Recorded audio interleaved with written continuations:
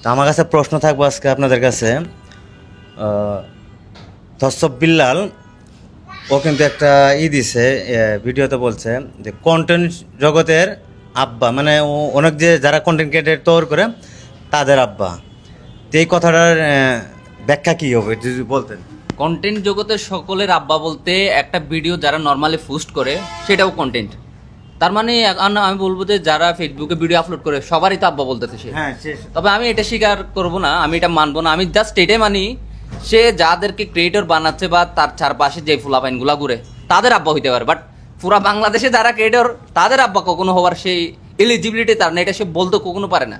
যখন একটা মানুষ পাবনা যাওয়ার আগ মুহূর্ত তার পরিস্থিতিটা চলে আসে তখন হয়তো স্বপ্নের মধ্যে সে লাফাই টাফাই এ কথাটা বলতে পারে, আদারওয়াইজ কোনোভাবে সম্ভব না। হয়তো তার ওই জায়গায় যাওয়ার সম্ভাবনা অনেকটা বেশি।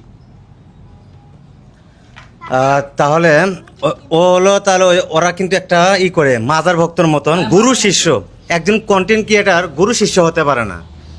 এটা এখন ওই যে ওইদিকে তো মাজার খুব একটা নাই, কিন্তু ওই ওর সাথে যারা ঘুরে আর কি এরা মনে হয় মাজার পূজারি হইতে পারে। কারণ একজন মানুষকে ওই আব্বা টাইপের বলে তো ওই টাইপের লোকেরাই। হ্যাঁ, ওই টাইপের লোকেরাই, মানে যারা কন্টেন্ট তৈরি করতে পারতেছে না, একমাত্র বিল্লালের কাছে যে কন্টেন্ট দিয়ে চলতেছে তাদের বাবা। আমাদের বাবা কি হবে? ওর মতো পোলা বিল্লালের বয়স, আমি যে 2005 সালে বিয়ে করছি, ঠিক আছে, বিল্লাল কিন্তু আমার পোলা বানের সমান হয়তো, আমার পোলা বড়টা বাঁচি থাকলে। আপনি ওকে নিয়ে আসলে এত উত্তেজিত হওয়ার কিছু নাই।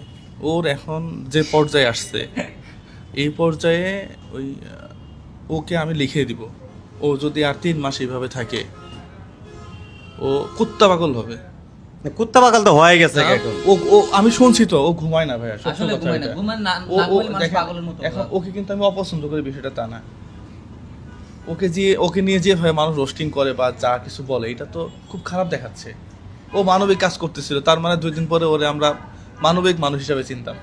কিন্তু সেই অবস্থায় ওই যে 100 টাকার বই 1000 টাকা বাটপারি শুরু করছে, এরপরে এখন আবার টি-শার্ট বের করছে 700 টাকা।